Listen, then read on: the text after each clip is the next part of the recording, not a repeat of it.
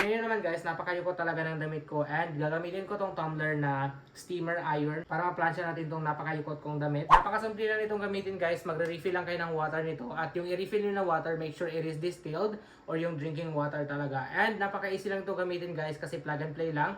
Tapos pipindutin nyo lang siya, gagana na siya and may lalabas dyan ng mga usok. That means it is already steamed. And napaka-easy lang talaga guys, like tingnan nyo. Tingnan nyo yung pagkagawa nito. See? Tingnan nyo. Diba? Klarong-klaro yung dinaanan ng steamer at saka yung wala. Tingnan nyo guys, diba? Napakadali lang ito gamitin and tingnan nyo guys, isa pa. Ito sa gitna, tingnan nyo. Ayan, diba? Napakadali talaga at napaka-convenient pa nito kasi what if wala ka ng time para magplansya pa ng mga damit mo kapag may lakad ka. Ito guys, i-hanger nyo lang yung damit nyo.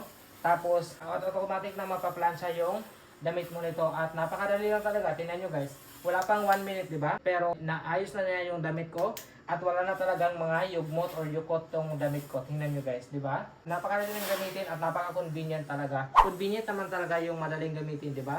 And alam nyo ba na napakamura lang nito dyan sa Yellow Basket?